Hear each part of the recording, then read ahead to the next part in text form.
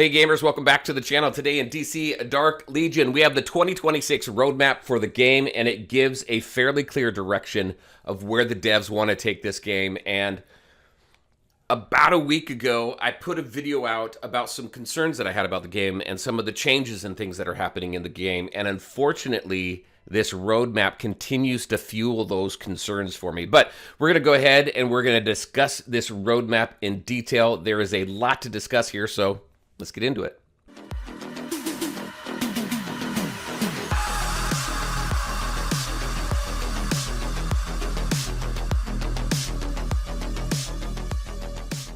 All right, and welcome back. So I had mentioned that I put a video out about some concerns that I have. If you haven't seen it, I'll put a link up to it right over here.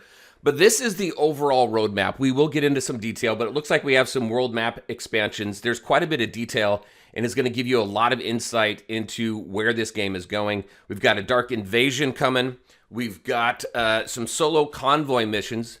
A lot of these things we've seen in a lot of particular games. We have absolute Krypton rush. Now, this was something that was teased last year, but they never really got around to it. So now it's back on the roadmap for this year. And then we have this recruitment drive that we don't know a whole lot about. So there's the overall plan for 2026. Let's dive into each one of these and talk about them. We have the world map expansion here. So the world map continues to evolve, becoming more dynamic and interactive as existing features are further expanded. World map encounters. So Dark Legion forces will appear directly on the map, rally and march in coordinated assaults to defeat them. So this, just like every other 4X game out here, this is where my concern comes in. It's turning more and more into a 4X game versus the balance that it seemed they were trying to strike between a hero collector, your typical idle turn-based RPG hero collector, and a 4X game. It seems like they're leaning more towards that 4X environment now, because these games, like what? None are coming to mind right now. Call of Dragons is one of them. And there's various other ones. This company is very, very much known for 4X games, but it's your typical, you got that overworld map and you're marching out, you're doing some battles and you're marching back in. So there's a lot of games like that. So it seems like they're moving more in that direction. Same with these League territories. League territories will take clearer shape on the world map. You'll be able to move your base into League territories and enjoy extra benefits.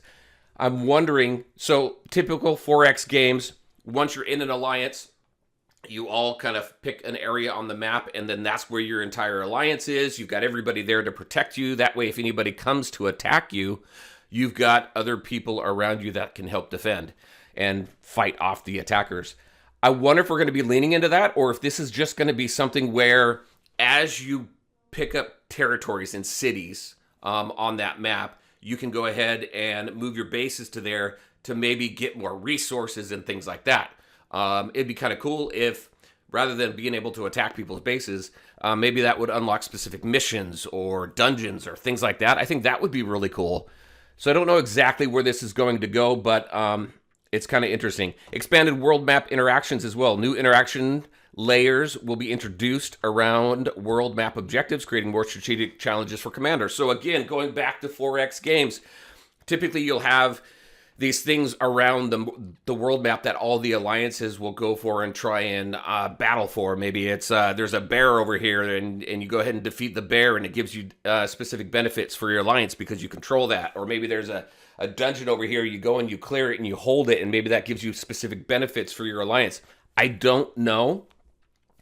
But all of this points towards a more 4X based game, and that's where my concern continues to grow. Just because that's not the type of game that I really like to play. I like turn-based RPGs. I like idle RPGs. I like hero collectors and building up my teams, not sending jets out all the time like we are seemingly finding as they continue to develop this game.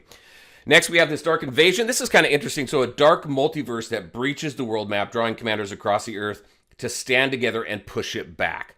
So maybe we're going to have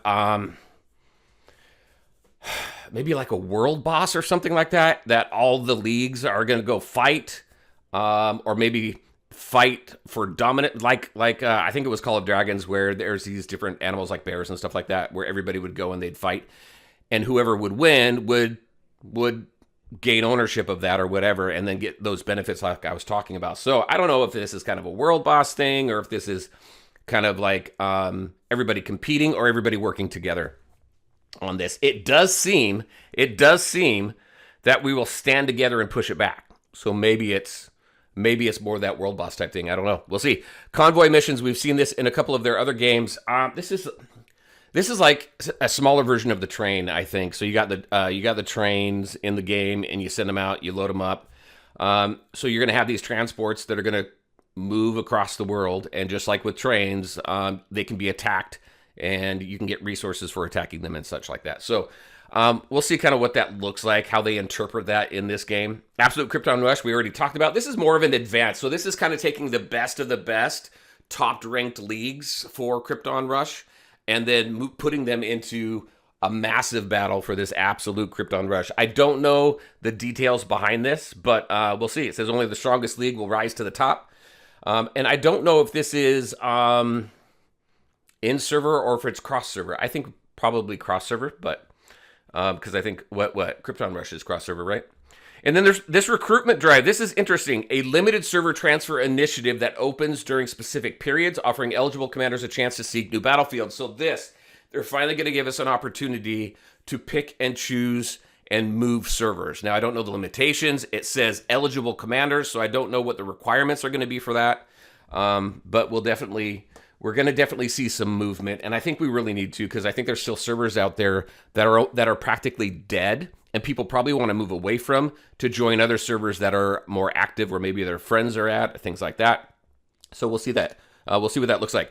And then we have, and that's not all. We got new champions. Obviously, we know we have new champions coming. We've got themed events. We've had themed events all year. Ongoing optimizations. We'll see what those look like, and more on the way. So very excited for this. The March anniversary celebration is coming up. That's the official 1-year anniversary of the game. 1 year of global launch. So I'm excited to see what they bring to the game for rewards and goodies and things like that. So I think that's going to be fun. So let's go back to the map.